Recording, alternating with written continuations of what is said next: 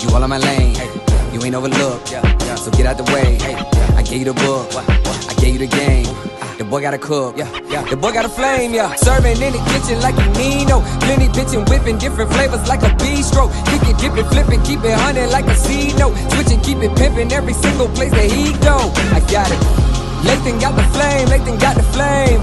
Boy, you know the name, get up out the way. Lathan got the flame, Lathan got the flame. Stay up out the kitchen if you ain't the one that's whipping, huh? Hey, yo, Lathan, man, cook them boys up something real quick, man. What's going on, Bistro family? Now today we got the most amazing steak and eggs, or filet mignon and eggs, or the Big Dawg Toon classic. So the first thing you want to do is get your filet together. Now this filet I butchered myself, and then I just wrap it up in plastic wrap really tight, just so it'll stay and hold firm and stand tall like a filet. But you don't have to do that. But once you get it done, cut you like an 8-ounce piece, and from that 8-ounce piece you're going to cut that in half to get you 4 ounces. And I'm doing that because it's easier to sear as well as cook time, and just for the presentation purposes, because we want to look like we got 2 medallions there. So then you're going to pop your steak on top of a wire rack and season it liberally with salt and pepper. I'm using kosher salt and freshly cracked black pepper. And I'm doing it on this wire rack because I'm going to let it set, so any moisture that accumulate on the steak, it'll drop below. But also when I'm seasoning, I can actually take the wire rack out and season the sides of the steak with the excess seasonings that fell between the grates, and that means no seasoning left behind. So you're just pretty much using the seasoning that you probably would have wasted just to season the side of the steak, because you want to make sure you season every nook and cranny of this steak, especially fillets. They don't have a really high fat content, so you want to get your good salt on there and get sear it and lock in all that moisture. So once we get the steak seasoned, we're gonna pop that on the wire rack and then pop it aside for at least 30 minutes just to let the salt do its thing. All right, now we got some Eggland's best eggs, and those are the next best thing to fresh eggs to me, but it's pretty much up to you. And we're gonna whip these or whisk these vigorously or beat them. And you don't want to season these either. You want to season them after you cook them, because if you season them now, they get tough, watery. So what you want to do is always season eggs after you cook them, and that's a pro tip, but you can do it any way you want, but that's the way I do it.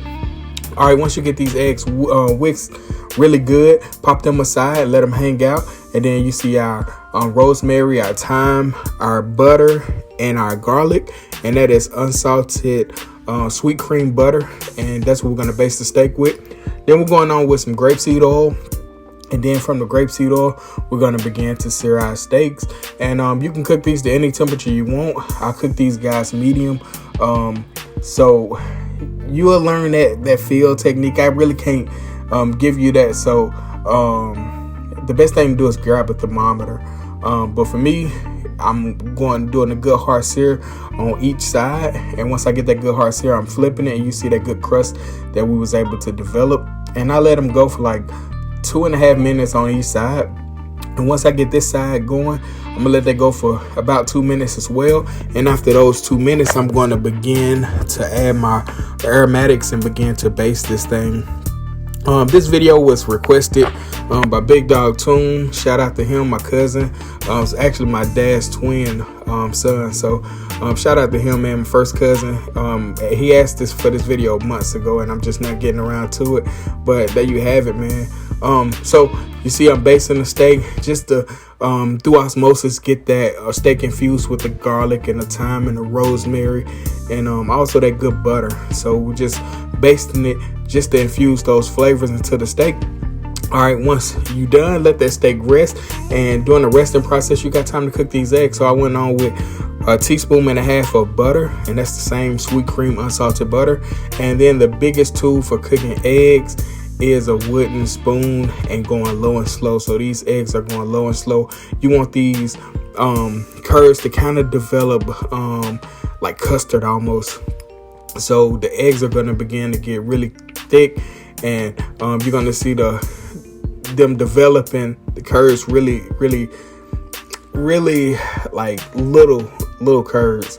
And that's what you want. You want kind of like a custard base to your eggs.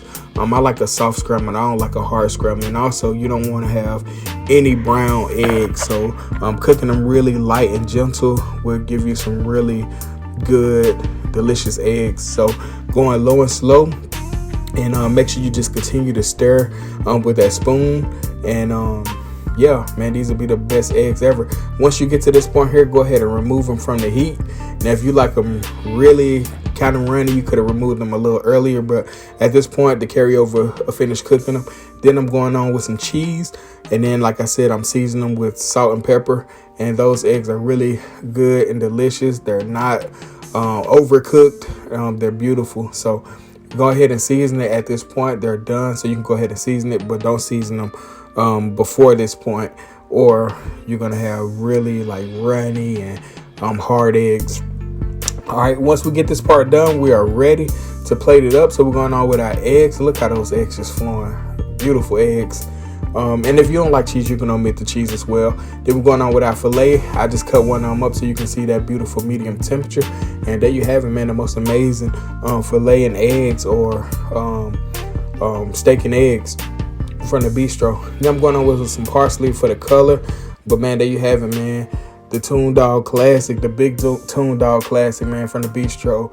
Delicious steak and eggs. What more do you want from a breakfast and steak and eggs? But we could have did some breakfast potatoes too, but this was more than enough, man. You see that beautiful color on them, on that steak, seasoned to perfection. The eggs are beautiful and soft scrambled. But yeah, man, there you have it, the most amazing steak and eggs, or filet mignon and eggs from the Bistro.